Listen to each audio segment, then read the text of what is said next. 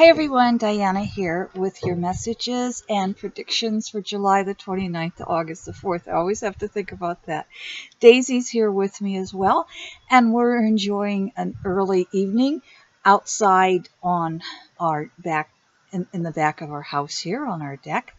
And there were a few storm clouds that went through earlier, and they didn't drop any rain, so we're out here enjoying ourselves, and we hope wherever you are that you're also enjoying yourselves and having a pleasant evening. We thank you for coming and being with us this week. We welcome those who are new, and we thank those of you who come every week. Thank you so much. I have stopped doing the monthly videos because life is happening so rapidly right now. And I have to tell you, the last couple of weeks, Mercury has been playing havoc with my electronics. I think last week I had to try 3 or 4 different times to get a video up. This is my second try this evening, so hopefully this one will take. I have some good news, and I'll share that with you in a moment. But I want to also tell you we are going to get to Philip. This is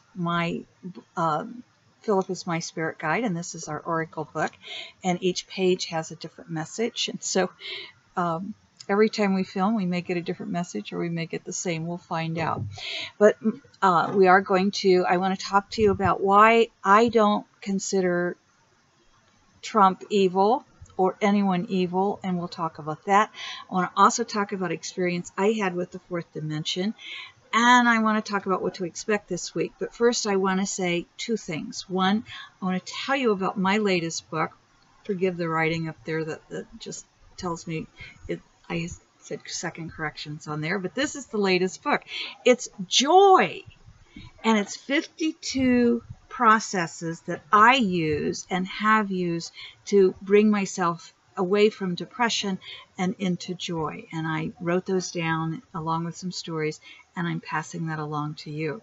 So this is available on Amazon.com. I just got a note from the publisher today who told me it is up and available. So go ahead and get your copy, either ebook or print, whichever you prefer. And let me know how it would help you or how it has helped you. Thank you. Daisy just found a nut, so you might hear her chewing it. All right, the other thing I want to say that I'm so grateful for, United Airlines has done a wonderful thing. As many of you know, we've been donating and praying and talking about the children and parents who were separated at the border. And United Airlines has offered to fly those children back to their parents, because the parents came seeking asylum and they were separated by this administration, here in the U.S. And you can see Daisy out there playing, by the way. But this administration separated these children from their parents. It's a horrible, horrible thing. And many of the parents were then deported, and the children were put in foster homes and detention centers and horrible places all over the U.S. And so United Airlines has said that they will fly these children home free to their parents. And most of them are coming in trying to escape horrendous conditions in their country of origin. So thank you, United Airlines. That, my friends, is love in action. And when I talk about love in action, I'm talking about that kind of love. So how do we get there? Well, you know, we are both spiritual and human beings. And as spiritual beings, we live in that space of love. As human beings, we don't. We are here and we are experiencing all kinds of things as humans. The reason I don't say any human being is evil is because we are both spiritual and human beings. And as spiritual beings, we are just pure love. We're just that energy that's all connected. It's all interwoven, and we're all connected to each other, and we're all connected to spirit, to the energy, to the Godhead. How can that be evil? That said, we do commit evil acts. And those evil acts are harmful to us. We don't want to commit evil acts. We don't recognize we're committing evil acts as a rule. I won't say that's not always the case, but the evil acts that are being committed are coming out of a wound. And most of us come in with a wound that we need to heal in our lives. And that healing takes place as we have compassion and understanding for ourselves, that we then spread out to the world and have compassion and understanding for others. When we reach that point, we're able to keep others from using their wounds or acting from their wounds to harm us or to harm anyone else.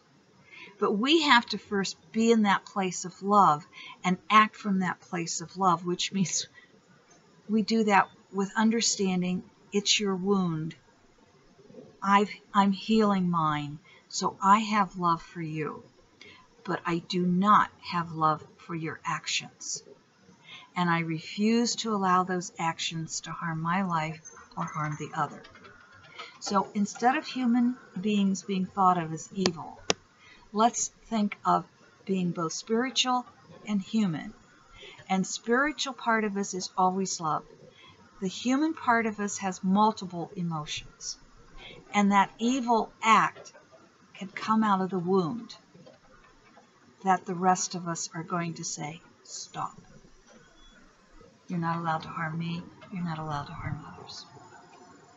That's why I say a person isn't evil, just their acts.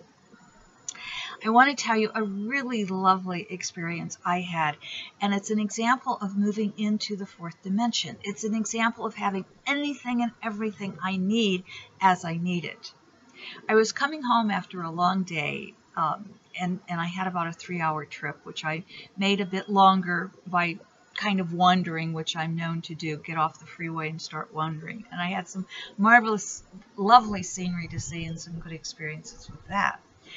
All that said, I had to stop at the grocery store on my way home, just for a couple of things, because I needed, for one thing, I was getting low on cashew milk, and the closest grocery store to me, which is only 5 minutes away, it's a little neighborhood place, they don't carry cashew milk. So I had to stop at the major market in town, and that's a good 25 minutes from where I live. So I was getting kind of tired, and I said, I'm just going to stop and pick up a couple of things that I have to get because I've got clients scheduled back to back the next couple of days. I won't get off the land.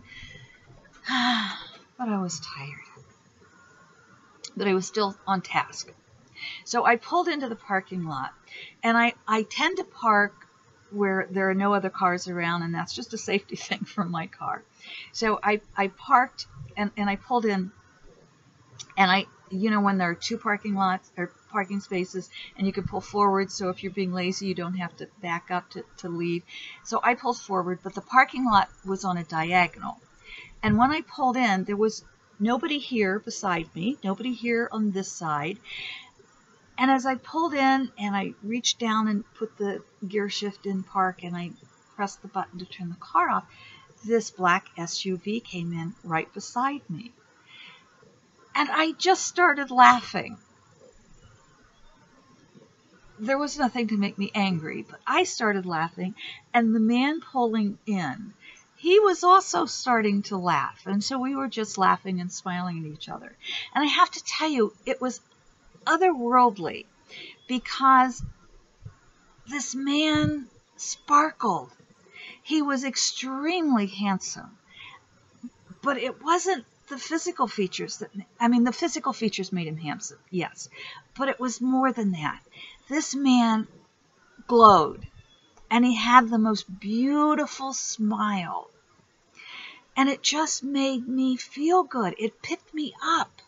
It gave me energy. It made me feel wonderful. And so we both got out of the car, our prospective cars, and he got to the back of his, and he was just changing shoes. And he made a comment about he should have parked where I was, because then he could walk a few feet more because he needed the exercise. And that made me laugh, and I just said, you have the greatest smile, and I really appreciate you using it tonight. And then I went on into the store. Now, normally on my way in, walking away from someone, I would at least turn around and say, hey, have a great evening, or something of that sort. I didn't turn around. I went into the store, spent maybe 10 minutes at the most, got my few items, and when I came out, nobody was there.